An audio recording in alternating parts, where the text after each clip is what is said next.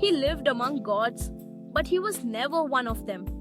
He brought both gifts and chaos, and in the end, he brought death. This is the story of Loki, the most unpredictable figure in Norse mythology. He was not evil in the beginning. He was clever, charming, and sometimes even heroic. But eventually, his mischief turned into madness, and his punishment became one of the darkest stories in Asgard's history. Loki was the son of giants, yet he lived among the Aesir gods in Asgard.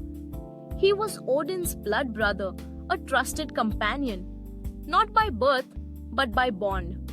Loki was a shapeshifter and a trickster. He once helped build Asgard's walls, outsmarted dwarves, and got the gods their treasures, including Thor's hammer, Mjolnir.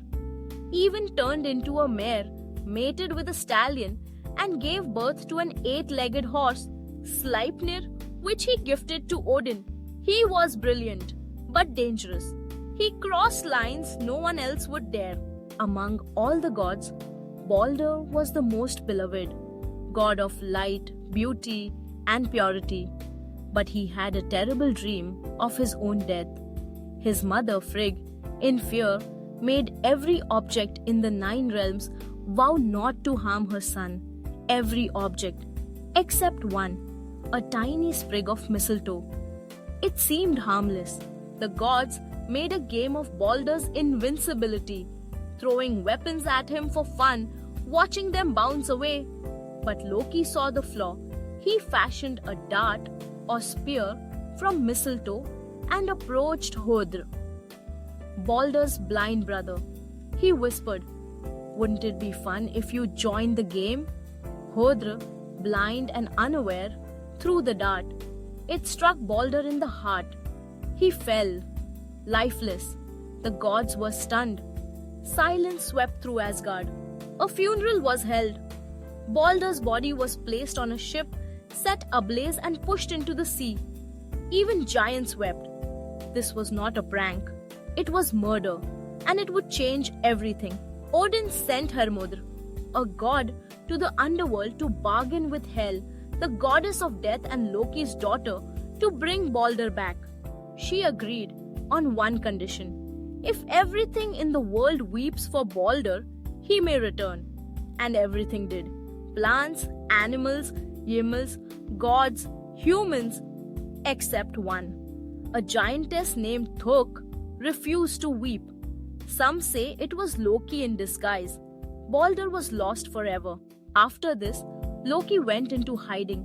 He fled Asgard, turning into a fish, a woman, a bird. But the gods were done forgiving.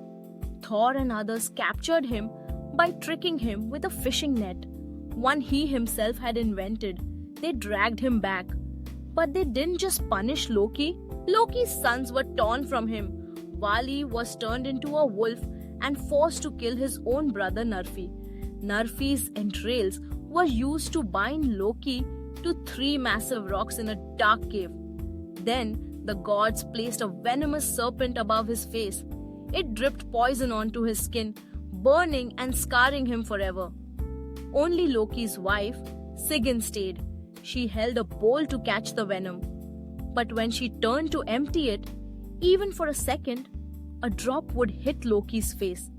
He screamed in agony, his body writhed.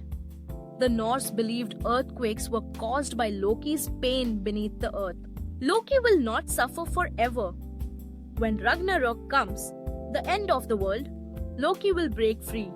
He will sail on a ship made of nails of the dead, called Naglfar, leading the armies of chaos, giants, and the dead.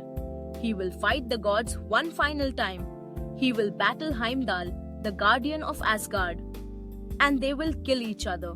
Loki was never purely evil. He was chaos given form, fire made flesh.